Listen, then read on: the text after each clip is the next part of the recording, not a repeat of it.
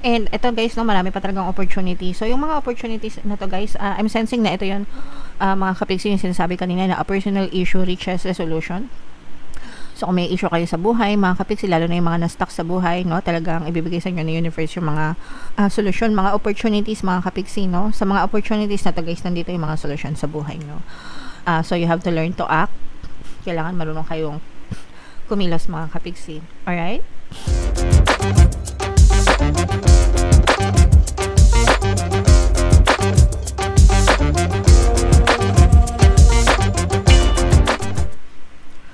Hello guys, hello Virgo, welcome back to Pinoy Pixie Tarot. Ang pamagat ng episode natin for tonight is full moon kapalaran, mga kapiksi, para ngayong September to October para sa Virgo, Sun, Moon, Rising Sign, and Venus. Pasensya na kayo sa boses ko guys kasi hindi pa tayo nakakapag vocalization kaya yung unang-unang video na nirecord ko for today. So anyway, yung ating full moon guys ngayong September ay sa September 6, September 7, tapos yung next na full moon naman natin ay sa October 6, mga kapiksi. So ang reading na to ay para sa period na yan. Ang pamagat ng full moon natin ay corn moon, isa rin siyang lunar eclipse, mga kapiksi. So ito yung moon message para sa inyo, Virgo. A personal issue reaches resolution. So yung mga issues nyo sa buhay guys, nagkakaroon ng solusyon, nare-resolve din, natatapos din, nagiging ma-okay din. Guys, yung inyong mga pamumuhay, mga kapiksi. So as long as mag-persist lang tayo guys, magtiyaga tayo sa buhay natin, wag tayong susuko, mga kapiksi. Okay? Attune to the moon, it may be best to move towards what you want in sideways manner. So sabi ko nga guys, wag lang tayong mag-give up guys. Kapag hindi kayo nakakita agad ng mga resulta ng mga movement sa ating physical reality, mga kapiksi, it doesn't mean na walang nangyayari, no, sa mga manifestation nyo or sa mga bagay na gusto nyo. Everything is always happening in the background. Palagi may nangyayari sa background, mga kapiksi. Hindi nyo lang nakikita guys, no. But the moment na you send out your request to the universe, the moment that you pray, the moment that you affirm, mga kapiksi, minomove ni universe yung mga tao, bagay, sitwasyon sa paligid mo para ibigay sa iyo yung mga desires nyo, ibigay sa inyo yung mga solution sa mga problema nyo. So you just have to keep on moving forward and keep on going, mga kapiksi. Okay?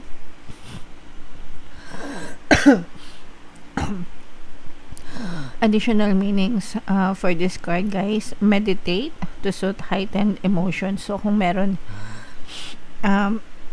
excuse me, kung may mga bumabagabag sa inyo ngayon, mga kapiksi, hindi kayo mapakali, mag-meditate kayo guys, para kumalma yung inyong isipan, kumalma yung damdamin nyo. Kapag kalmado yung isip nyo guys, kakalma din yung damdamin nyo, yung emosyon nyo, kasi yung emosyon nyo guys, palaging sumusunod yan sa ating isipan, sa ating mga iniisip. Okay?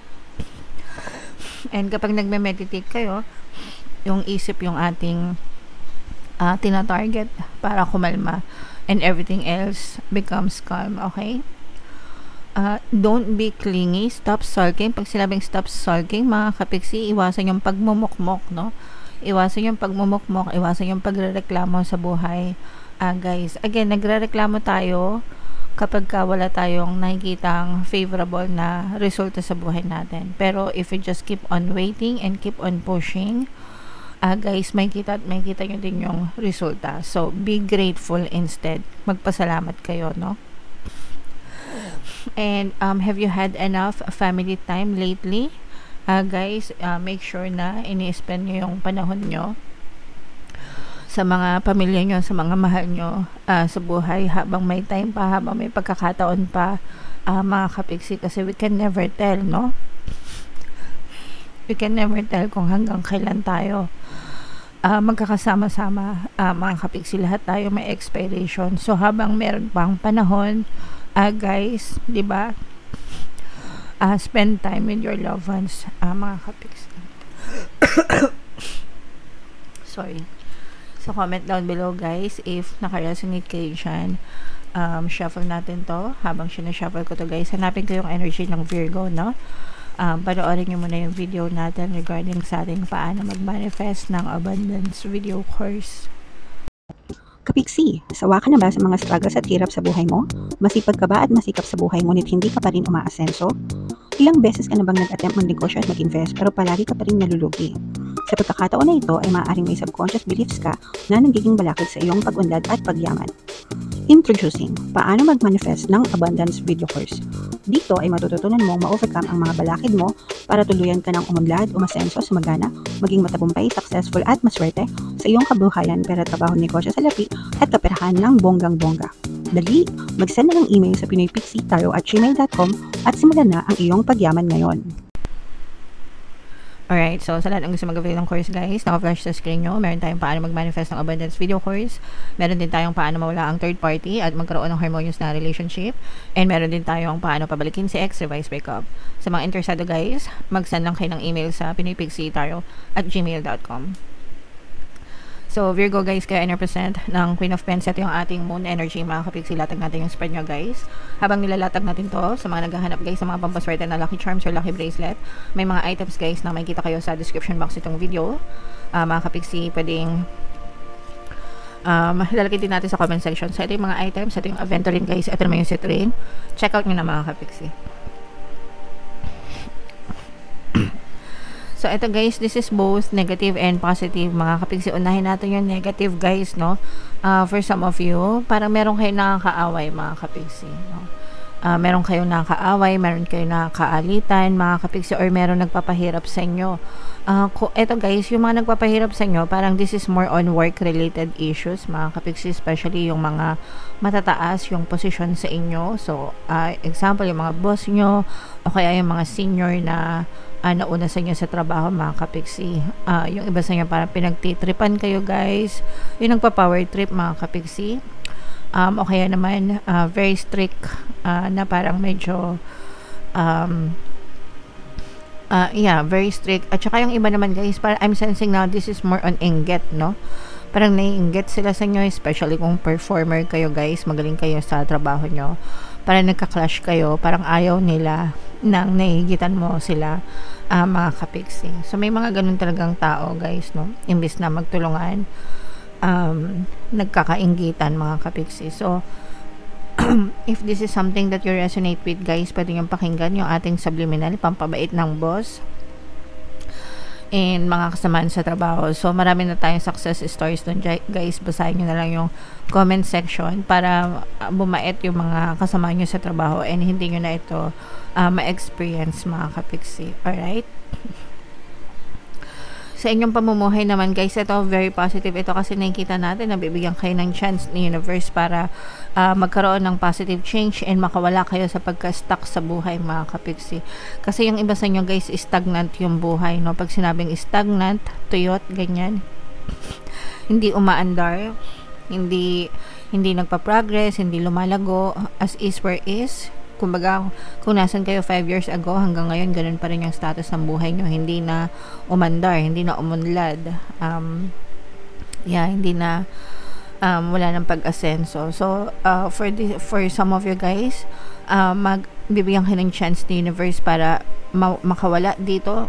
Kung napapansin nyo yung image ng card, guys, nakatali kasi kayo, guys, no? Nakatali, yan. So, ito yung mga positive change para makawala kayo dito sa mga pagkakastuck nyo sa buhay.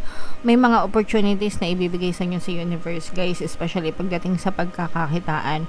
So, samantalahin nyo itong mga opportunity na to, mga kapiksi, kasi ito yung maaaring magdala sa inyo ng mga positive change. Sa buhay natin, mga kapiksi, no, always remember na everyday na gumigising kayo, binibigyan kayo ng chance ni universe to live the life that you want. So, make sure na you spend your life, you spend your day, no? You spend your day thinking about your desires, about your goals, mga kapiksi, and mag-effort towards your desires, towards your goal, and kahit wala kayo agad makita na instant result, pero if you keep on doing that every single day mga kapiksi, kapag everyday nakafocus kayo sa mga desires nyo, eventually mapupush out din siya sa inyong physical reality mga kapiksi. Alright? For some of you, mga kapiksi, nararamdaman natin na there will be people supporting you mga kapiksi, no? Parang may mga tao na tutulong sa inyo para mag-move yung inyong pamumuhay, mga kapiksi. So, parang hindi lang ikaw mag-isa yung kikilos, pero malaking bahagi ng pag-unlad mo or ng pag-andar mo sa buhay is yung mga tao sa paligid mo, mga kapiksi. So, maging open-minded tayo, guys. Mag-join kayo ng mga community, ng mga groups, kasi maaaring matuto kayo sa kanila. Guys, umattend kayo ng mga seminars or mga events, anything na nag-aano ng interest mo, no? Kasi baka mamaya nandun pala yung pag-asenso nyo, guys. Minsan wala sa trabaho yung pag-asenso natin, minsan nasa labas ng trabaho, so kailangan open-minded kayo palagi, Virgo. Okay? So, i-mind nyo na yung mga positive change na yan, mga kapiksi, mga pag-unlad, pag-andar ng buhay, mga bagong opportunities, guys. So, what else, mga kapiksi? So, ito, guys, nakikita natin, no, sa ano naman, sa relationship, mga kapiksi, no? Meron ditong presence ng water sign, Cancer, Pisces, Scorpio. For some of you, if meron kayong water element, or yung person nyo, maaaring may water element, guys, para nagkakaroon kayo ng trust issues ng person mo. So, pag nagkakaroon ng trust issues, guys, ibig sabihin nagkakaroon ng duda